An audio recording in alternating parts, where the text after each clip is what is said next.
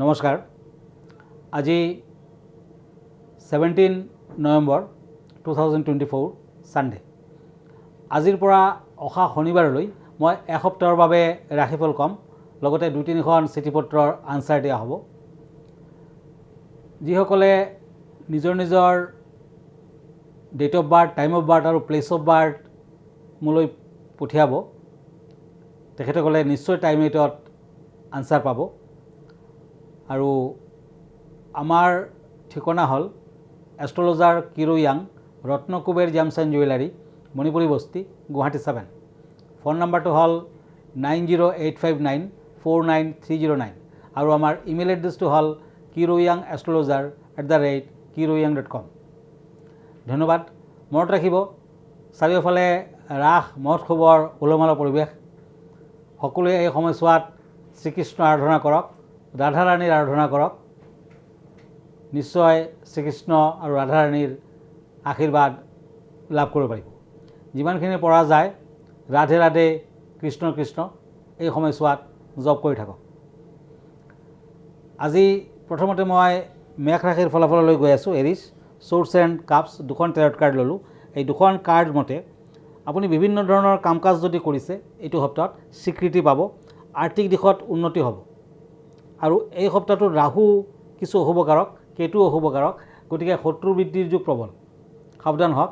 ৰাহুৰ বাবে সৰু সুৰা দুৰ্ঘটনাৰ যুগো আছে, গতিকে ড্ৰাইভিং কৰোঁতে সাৱধান হ'ব। পাৰিলে এটা গমেদ ৰত্ন মধ্যমাত পিন্ধক, নতুবা এটা ৰূপৰ আঙুঠি হ'লেও মধ্যমাত পিন্ধক। এই সপ্তাহটোত যিমান পাৰে দান ধ্যান কৰক।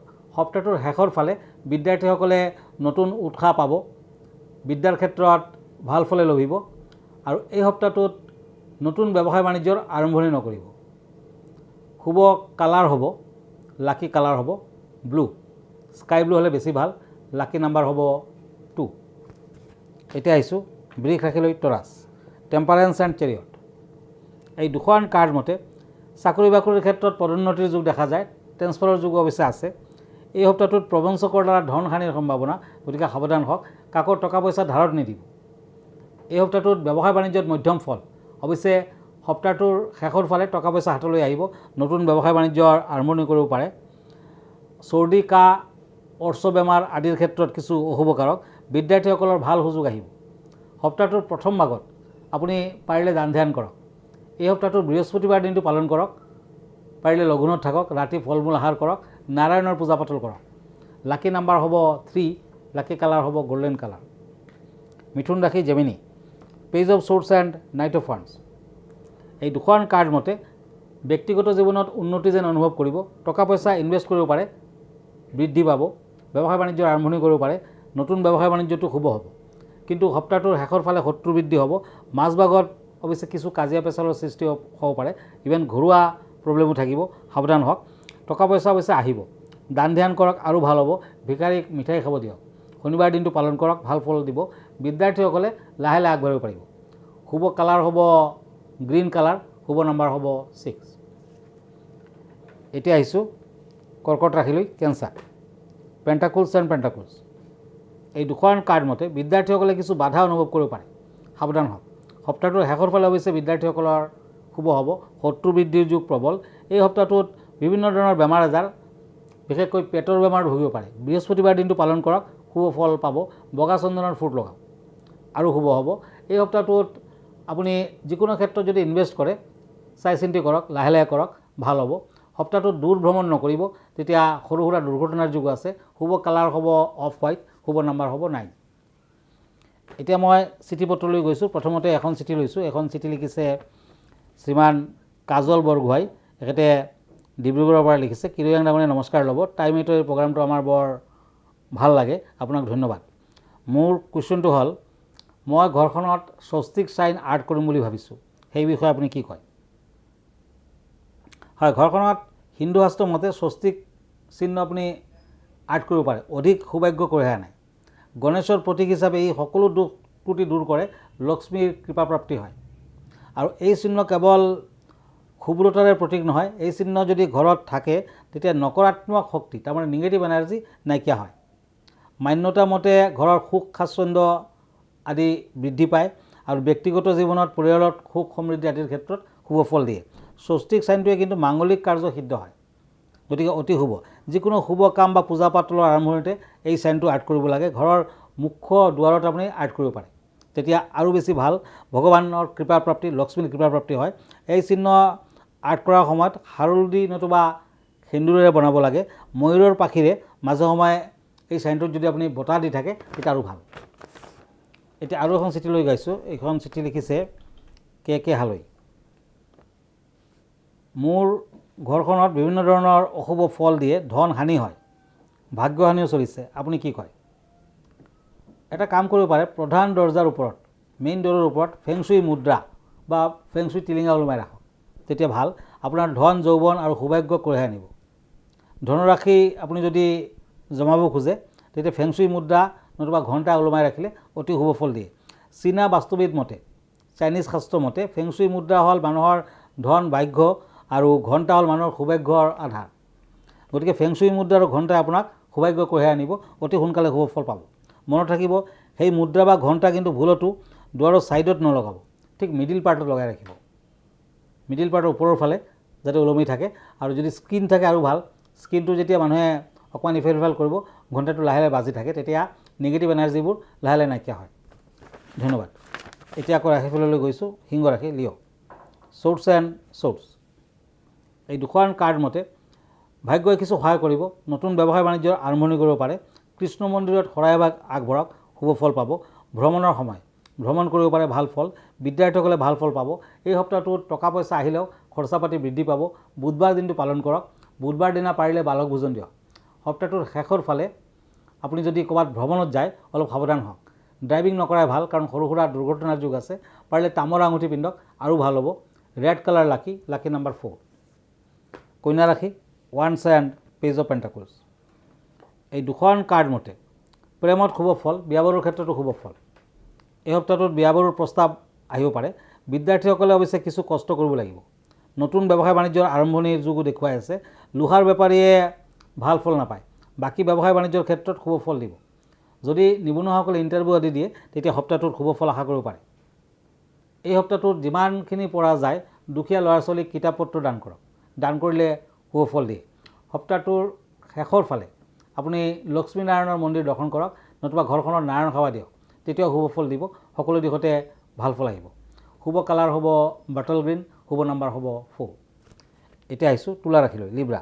কাপছ এণ্ড শ্বৰ্টছ, এই দুখন কাৰ্ড মতে বাধা বিঘ্নি আছে। বৃহস্পতি অৱশ্যে শুভ, কিছু আপোনাক শুভ ফল দিব। আপোনাৰ কৰ্ম প্ৰতিভাৰ স্বীকৃতি পাব, প্ৰতিভা বিকাশ হ'ব। এই সপ্তাহটোত ট্ৰেন্সফাৰ আদিৰ যুগ দেখুৱাই আছে, বদলিৰ সম্ভাৱনা আছে। যদি আপুনি প্ৰযুক্তিবিদ্যা জড়িত হৈ আছে, ৰাজনীতি কৰিছে, তেতিয়া শুভ ফল পাব। এই সপ্তাহটোত বিদ্যাৰ্থীসকলৰ মধ্যম ফল, কৰ্মপ্ৰাপ্তিৰ যুগ দেখা যায়, তাৰমানে নিবনুৱাসকলৰ ভাল। তুলা ৰাশিৰ জাতক জাতিকাসকলে দূৰ ভ্ৰমণ নকৰাটো ভাল হ'ব। আৰু এই সপ্তাহটোত white colour, cream colour use কৰক, শুভ ফল দিব। শুভ নাম্বাৰ হ'ব 7।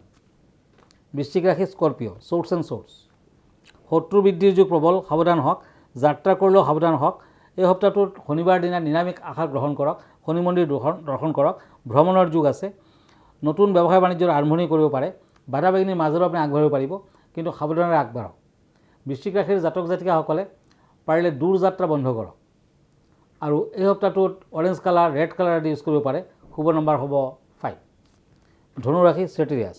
পেণ্টাকলছ এণ্ড পেণ্টাকলছ, এই দুখন কাৰ্ড মতে শত্ৰু বৃদ্ধিৰ যুগ প্ৰবল, সাৱধান হওক। ভ্ৰমণ কৰিলেও সাৱধান হওক। টকা পইচা হাতলৈ আহিব। নতুন ব্যৱসায় বাণিজ্যৰ আৰম্ভণি কৰিব পাৰে। পুৰণা ব্যৱসায় থাকিলেও ভাল চলিব। বিশেষকৈ যদি আপুনি খোৱা বস্তুৰ ব্যৱসায় কৰিছে, যদি আপুনি লাক্সাৰী আইটেমৰ ব্যৱসায় কৰিছে, তেতিয়া কিন্তু শুভ ফল আশা কৰিব পাৰে। ধনুৰাশিৰ জাতক জাতিকাসকলে পাৰিলে তুলসীৰ তলত গোটেই সপ্তাহটোত চাকি বন্তি আগবঢ়াওক, ঘিউৰ চাকি হ'লে বিশেষ ভাল। এই সপ্তাহটোৱে বিদ্যাৰ্থীসকলে অতি শুভ ফল আশা কৰিব পাৰে। সপ্তাহটোৰ শেষৰ ফালেও ভাল। শুভ নাম্বাৰ হ'ব 3, শুভ কালাৰ হ'ব গল্ডেন কালাৰ, চিলভাৰ কালাৰ আদি। মকৰ ৰাশি, কেপ্ৰিকৰ্ণ। নাইট অফ ওৱান্স এণ্ড পেজ অফ শ্বৰ্টছ, এই দুখন কাৰ্ড মতে ব্যক্তিগত জীৱনত উন্নতি যেন অনুভৱ কৰিব। অৱশ্যে শত্ৰু বৃদ্ধিৰ যুগ প্ৰবল। সপ্তাহটোৰ মাজভাগত কাজিয়া পেচাল সৃষ্টি হ'ব পাৰে, সাৱধান হওক। টকা পইচা হাতলৈ আহিব। ভিকাৰীজনক, অন্ধজনক দান ধ্যান কৰক, ভাল ফল পাব। বাধা বিঘ্নিৰ মাজেৰেও সপ্তাহটো ভালদৰে পাৰ হ'ব। বিদ্যাৰ্থীসকলে লাহে লাহে উত্তম ফল লভিব। এই সপ্তাহটোত আপুনি শনি মন্দিৰ দৰ্শন কৰক, ব্লু কালাৰ ইউজ কৰক। শুভ নম্বৰ হ'ব 8। কুম্ভ ৰাশি, একুৰিয়াছ। টেম্পাৰেন্স এণ্ড চেৰিয়ট, এই দুখন কাৰ্ড মতে পেটৰ দুৰ্বলতাত ভুগিব পাৰে, সাৱধান হওক। বিভিন্ন ধৰণৰ অৰ্থহানি, প্ৰবঞ্চক আদিৰ পৰা সাৱধান হোৱা ভাল। এই সপ্তাহটোত বিদ্যালাভ সম্ভৱ। কৰ্মৰ ক্ষেত্ৰত পদোন্নতিৰ যোগ দেখা যায়, নতুন কৰ্মলাভৰ যোগ দেখা যায়, নিবনুৱাসকলৰ ভাল। অৱশ্যে এই সপ্তাহটোত টকা পইচা হানি বিঘিনিৰ যোগ দেখুৱাই আছে। কাকো টকা পইচা ধাৰত নিদিব, তেতিয়া অতি অশুভ। সপ্তাহটোৰ প্ৰথম ভাগত আপুনি দান ধ্যান কৰক। সপ্তাহটোৰ শেষৰ ফালে আপুনি ভ্ৰমণ আদিও কৰিব পাৰে, অৱশ্যে পূব দিশ বৰ্জনীয়। শুভ কালাৰ হ'ব লাইট ব্লু, স্কাই ব্লু আদি। শুভ নম্বৰ হ'ব 8। মীন ৰাশি। মীন ৰাশিত ওৱান্ডছ এণ্ড টেম্পাৰেন্স এই দুখন কাৰ্ড মতে এই সপ্তাহটোত গণেশ মন্দিৰত লাড্ডু প্ৰসাদ আদি আগবঢ়াওক, ভাল হ'ব। মাংগলিক কৰ্ম আপুনি কৰিব পাৰে, কিন্তু বুধবাৰ দিনা কোনো মাংগলিক কৰ্ম নকৰিব। এই সপ্তাহটোত বাধা বিঘিনিৰ মাজেৰেও আপুনি আগবাঢ়িব পাৰিব। অৱশ্যে নিবনুৱাসকলে কিছু অসুবিধাত পৰিব পাৰে, সাৱধান হওক।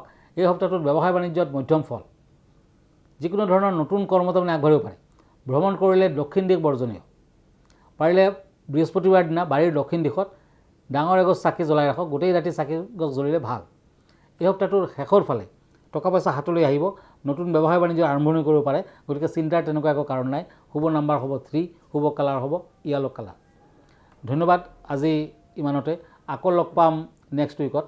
আমালৈ যদি চিঠি পত্ৰ লিখিব খুজিছে, আমাৰ ঠিকনা astrologer Kiro Yang, Ratnakuber gems and jewellery, Manipuri Basti, Guwahati 7। মনত ৰাখিব, আপুনি যদি ব্যক্তিগতভাৱে মোলৈ চিঠি পত্ৰ লিখিব খুজিছে, তেতিয়া এইটো এড্ৰেছত লিখিব পাৰে, আৰু আপুনি ইয়ালৈ আহিবও পাৰে। যদি ৰত্নকুবেৰলৈ আপুনি আহিব খুজিছে, তেতিয়া আগতীয়াকৈ আপুনি এপইণ্টমেণ্ট ল'ব লাগিব, তাৰ পাছত আহক। আৰু যদি সদায় আপুনি মোক লগ পাব খুজিছে, তেতিয়া প্ৰাগ নিউজত আপুনি লগ পাব পাৰে। ৰাতিপুৱা 7:40 পৰা এভৰিডে মই আহোঁ, আৰু প্ৰাগ নিউজত এভৰি ছানডে ৰাতি 10টামান বজাত মই লাইভত আহোঁ। তেতিয়াও পোনপটীয়াকৈ আপুনি আপোনাৰ কুৱেশ্যনখিনি কৰিব পাৰে। ইয়াৰ বাহিৰে মই ফেচবুক লাইভত আছোঁ, মই এভৰি ছানডে আহোঁ। আৰু লগতে ফেচবুক ফ'ল' কৰক, ফেচবুক পেজ ফ'ল' কৰিব পাৰে। আৰু ইনষ্টাগ্ৰামত আছোঁ মই, ইনষ্টাগ্ৰাম ফ'ল' কৰিব পাৰে। লগতে আপুনি ইউটিউবতো পাব। ধন্যবাদ, নমস্কাৰ।